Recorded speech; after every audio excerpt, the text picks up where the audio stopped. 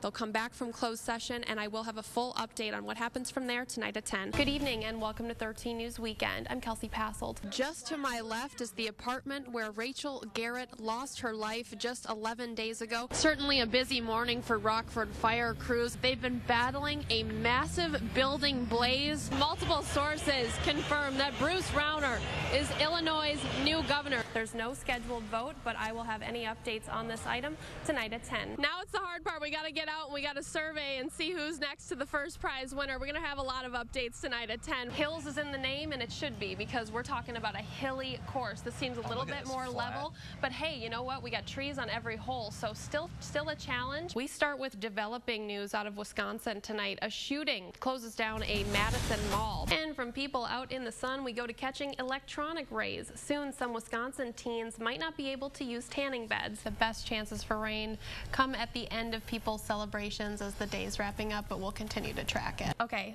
I couldn't find a container, so what I've got is... So you just use your football helmet, okay. Exactly, and I picked the one with 13 on it. So it's a different fairy tale, but I wanted to know if Nick or Dan, if they were a Prince Charming or if they're a toad. So I have some pieces of paper in here, and we're gonna leave it up to destiny. These guys right here, they're at the academy right now. Freeport Police Chief Todd Barkalow keeps close tabs on his new officers. Quite literally, their names are written down just feet away from him in his office. Right now, 5 of them are going through a rigorous process before patrolling the streets on their own. Police academy and field training.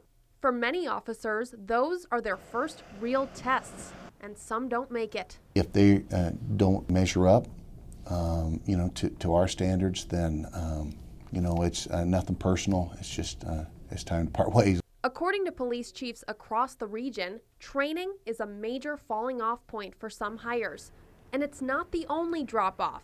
After filing Freedom of Information requests, 13 News found dozens of brand new police officers are quitting or getting fired from local departments after just a few years or even months on the job. Our search dates back to 2010. Since then, in Belvedere, 3 out of the last 12 hires have left.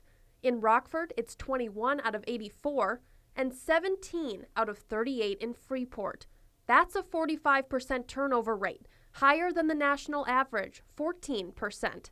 It's something Chief Barkalow is keeping an eye on. It's concerning, but I realize that we demand and expect a lot out of our officers. So why are all these new officers leaving just as their careers get going? According to police chiefs, there are 3 major reasons. One deals with field training. Belvedere police say that's where some officers find out this job isn't right for them, or they don't have the necessary skills. After giving them multiple opportunities to be successful within the program, if it's determined that they're not responding to training, then the decision to let them go has to be made. The second reason hits Rockford hard. People successfully finish training, but then quickly go to other departments, usually closer to Chicago. A lot of these younger officers, or the 2- and 3-year patrolmen, were taking jobs in the suburbs, and primarily because that's where they were from. And the third reason, the root of the issue in Freeport, is a disconnection with the community. Freeport wasn't a good fit for them. It's got a great blend of big city problems, but a small town, hometown attitude. It's not the right fit for some officers. So what's being done to address this? Belvedere isn't concerned with its turnover, but Deputy Chief Shane Woody wants more candidates to do an internship before applying. You get an idea of what's going to be expected.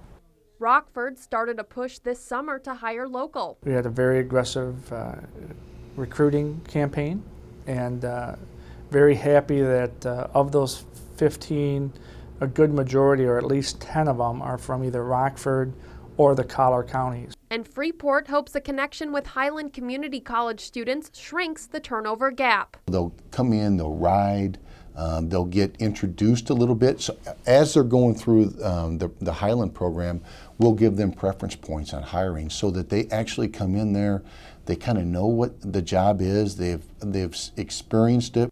For your Digging Deeper station, Kelsie Passolt, 13 News. something to remember, you Yeah, know? no doubt. 38-year-old Roger Turner and 19-year-old Tim Wolosian meet for the second time this weekend at the site of a car crash they'll never forget. It's like, we got to get them out. The two men, total strangers, happened to be driving this stretch of Prairie Hill Road Saturday when they both saw a car on fire. I just drove immediately up to the scene. I just ran down and sprinted down here. He met me at the car. It was on fire, and we're like, is it going to blow? Not only was the car burning, there was someone inside. He came right around, and then he immediately went around the other side. He's like, there's a boy in there. Winnebago County investigators say it was 21-year-old Guillermo Estrada who was trapped in that car. Why he ended up in the ditch and why the Grand Am caught fire is still under investigation. But one thing is for sure.